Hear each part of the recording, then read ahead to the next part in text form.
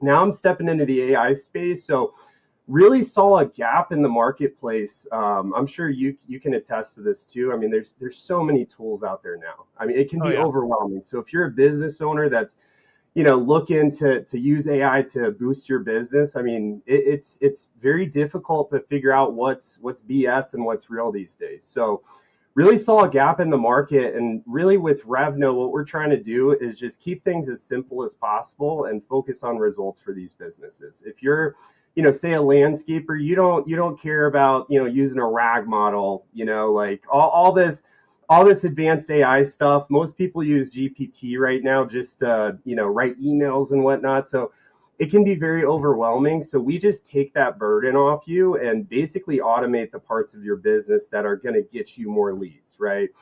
So there's a lot of case studies out there. I've done a ton of deep research on what the pain points are for landscapers, and experiencing that, kind of living in that world.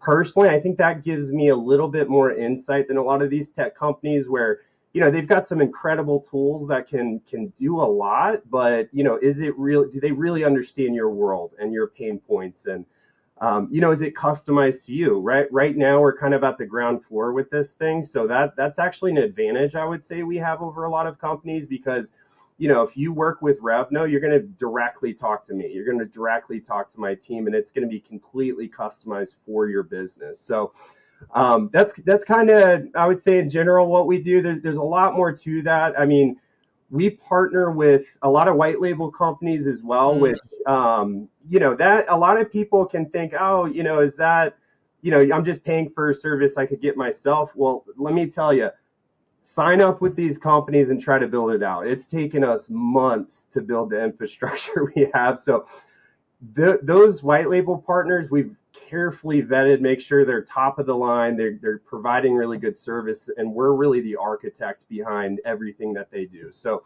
I would say that's our secret sauce. With AI, you can just do so much more with a little team, and I'm sure we'll talk about that a little bit later on in the podcast. But essentially that's kind of what we do. Dude, I love it. I'm kind of a newbie as long as AI's been around right now. I mean, it's not like, it's new, right? Like, if in the grand scheme of things, it's very new. But it's been around probably a lot longer than people have thought about. I mean, Yeah. I can think back, maybe 4 or 5 years, maybe a little bit prior to that. But like, my earliest recollection of like, oh my gosh, what's this AI thing? Like, I think about 4 or 5 years ago is when like I was really like, not shown it, but like when I first kind of discovered it, right?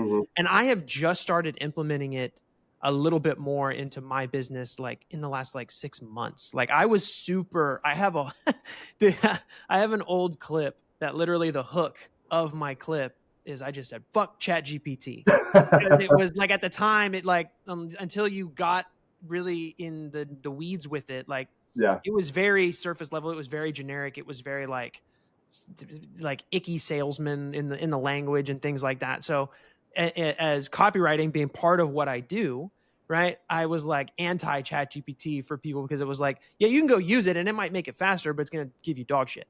Right. So like, I have a whole reel like from like years ago about like, don't use ChatGPT, like think for yourself and like all of this. But now I'm starting to use it a lot more in things like ops, and a lot of the like programming things that I do now with some of the tools that I use. It's like, dude, I just ask it, like, I want to build out this workflow for an automation for something. And it literally just spits out like step 1, step 2, step 3, step 4. And I'm like, oh my gosh, why haven't I been doing this for the last 3 or 4 years?